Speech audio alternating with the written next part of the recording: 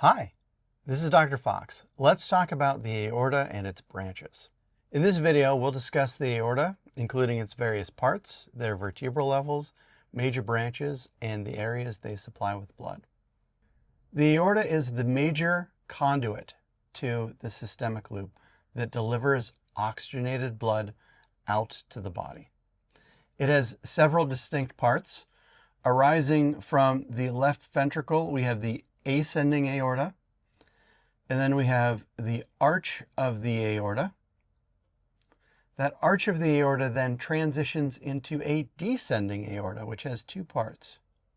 There is the thoracic part, which is superior to the diaphragm, and then the abdominal part, which sits inferior to the diaphragm. Round about the fourth lumbar vertebra, the aorta is going to bifurcate, and it becomes the common iliac arteries, which are the major sources of blood to the pelvis and the lower limbs. Let's start with the ascending aorta and discuss its branches. So the ascending aorta comes off of the left ventricle, and looking here, we can see three sinuses above the cusps of the aortic valve. There's a right aortic sinus, a left aortic sinus, and a non-coronary sinus. These are the origins of the coronary arteries. So we can see the RCA from the right sinus, that's the right coronary artery, and we can see the LCA from the left coronary sinus. So the coronary arteries are the only branches of the ascending aorta. The ascending aorta becomes the arch of the aorta, and that arch of the aorta is firmly at the fourth thoracic vertebra level. So that's in the thoracic plane. There are going to be typically three major branches coming off of that arch of the aorta. The first is called the brachiocephalic trunk. Breaking that down, brachio means arm, cephalic means head. So the brachiocephalic trunk is going to serve the upper limb as well as the head and neck on the right side of the body. And it will do so by means of two vessels. There is the right subclavian artery, which supplies the upper limb with blood. And then there is the right common carotid artery, which supplies the neck and head with blood. As we move along the arch of the aorta, the second major branch is the left common carotid artery. And then the third branch is the left subclavian artery. So subclavian arteries supply largely the upper limbs with blood, and the common carotid arteries are going to supply the neck and head with blood. All of these from the arch of the aorta. Let's take a look at the ascending aorta and arch of the aorta here. You can move this around and we will zoom in ever so slightly. So here is the ascending aorta. It's from the ascending aorta that the coronary arteries, LCA and RCA, will supply the heart with blood. And then we have the arch of the aorta there. And from the arch of the aorta, first branch is the brachiocephalic trunk, which is going to divide into the right subclavian artery and the right common carotid artery. Then we have the left common carotid artery and the left subclavian artery. Subclavian means underneath the clavicle. And so we can see the clavicles here as they're cut, And so the subclavian artery is going to move under those clavicles on the way out to serve the upper limbs. Now let's look at the descending aorta. Recall the descending aorta has a thoracic part and an abdominal part. Sometimes we call these the thoracic aorta and abdominal aorta. The thoracic part begins just after the arch of the aorta. Recall, arch of the aorta is at T4. And so this begins at about T5 level. It's going to descend the thoracic cavity within the posterior mediastinum, so it is slightly left and behind the heart. And there's going to be branches from this thoracic part which serves the thoracic viscera as well as the wall of the thorax. The abdominal part is going to begin at the level of T12. T12 is where the aorta traverses the diaphragm through the aortic hiatus. And the abdominal part will have branches which serve the abdominal wall as well as the abdominal viscera. That abdominal aorta is going to bifurcate at about the level of L4 into the common iliac arteries. So let's look at the parts of the descending aorta and their branches, and let's start with the thoracic aorta. The thoracic aorta originates from the arch of the aorta and is beginning at about the level of T5. There are visceral branches which are serving the contents of the thoracic cavity. And let's discuss these from proximal to distal. So bronchial arteries are those which serve the conductive pathways of air to and from the lungs, named for the bronchi. Pericardial arteries are going to serve the pericardium. Mediastinal arteries will supply very many contents within the mediastinum, in particular lymph nodes and surrounding supportive tissues. And then finally, esophageal arteries are going to supply the esophagus with blood. We have parietal branches as well. Parietal branches, as you may recall, supply the wall of a cavity. And in this case, we have the very regular and segmented posterior intercostal arteries. These posterior intercostal arteries are going to supply the intercostal spaces from the posterior aspect of the space. If you might presume that there are anterior intercostal arteries, you would presume correctly. Those come from the internal thoracic arteries. But these posterior intercostal arteries exit the thoracic aorta posterolaterally.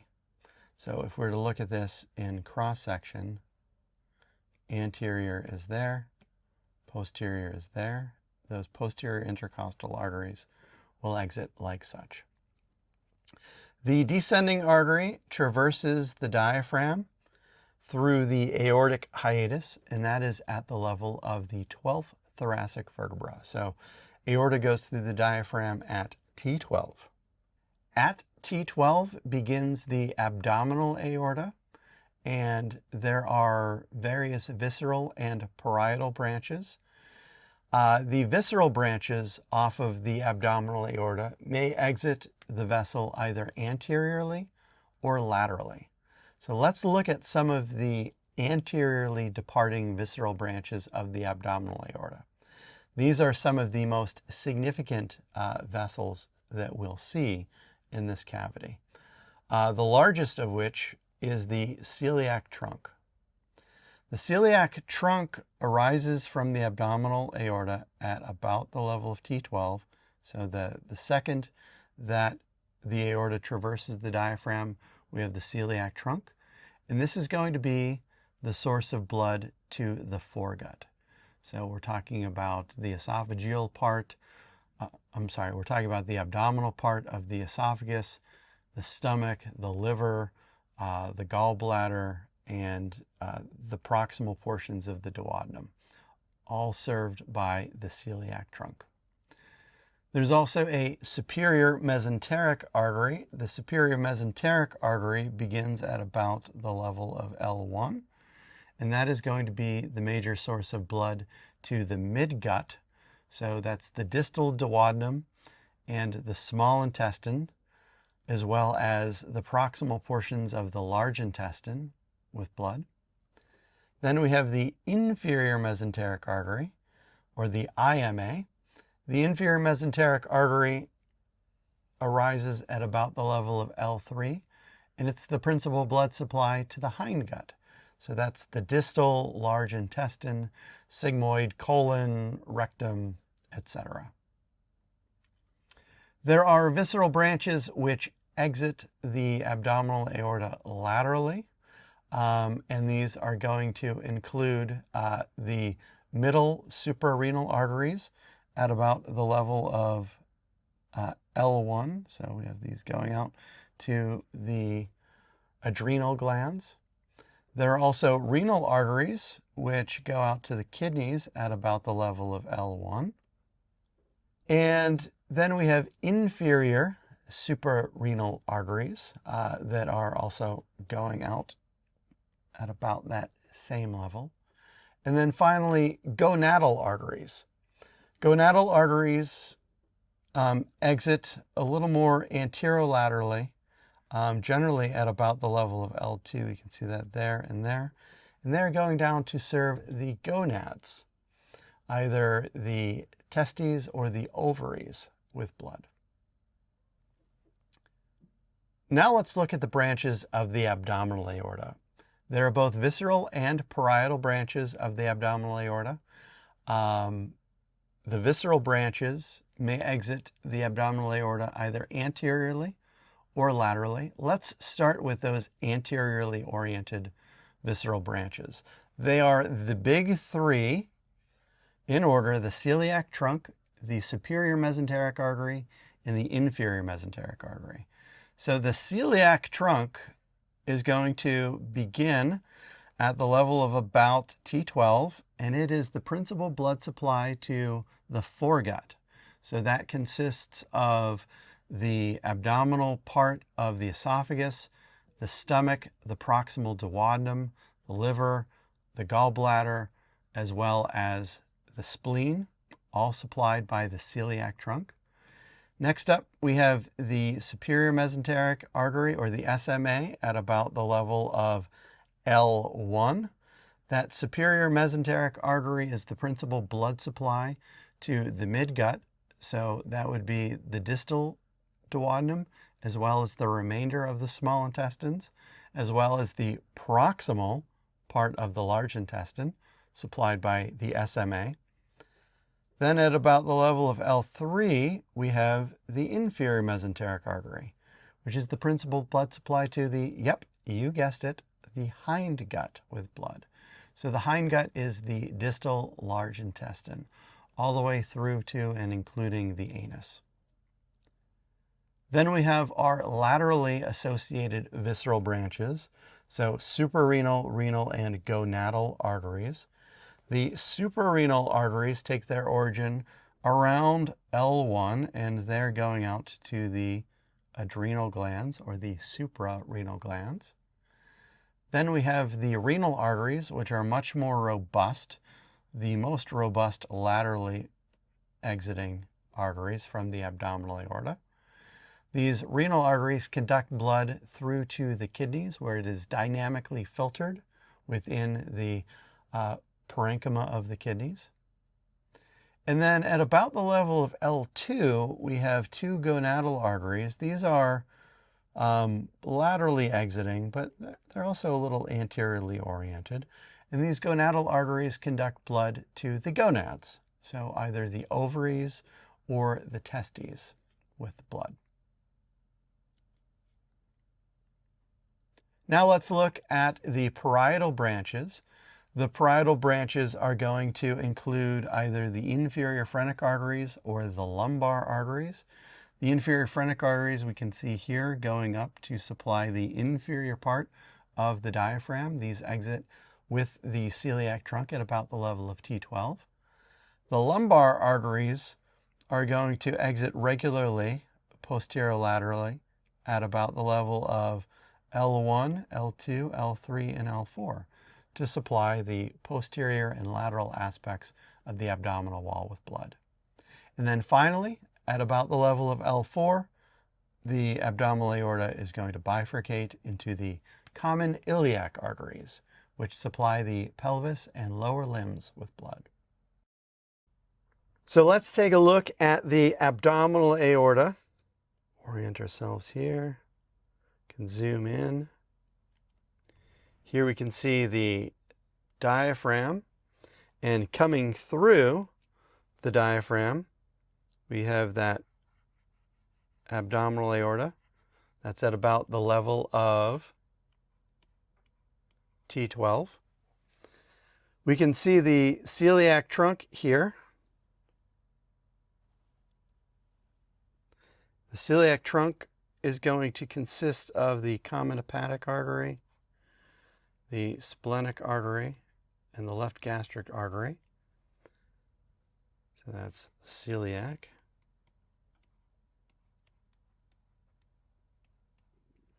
And then we have the superior mesenteric artery at about the level of L1, the SMA. And then we have the inferior mesenteric artery at about the level of L3. So those are the anteriorly oriented visceral branches. Let's look at some of the more lateral branches here. I can see an inferior phrenic artery heading up that way. I can also see a suprarenal artery heading that way. Tucked behind these renal veins are the renal arteries. They are tough to see because the renal veins occlude them. And then coming off laterally, we can see gonadal arteries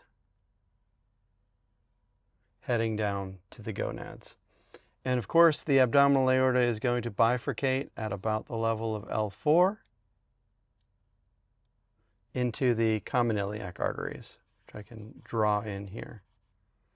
These common iliac arteries are the blood supply for the pelvis and the lower limbs.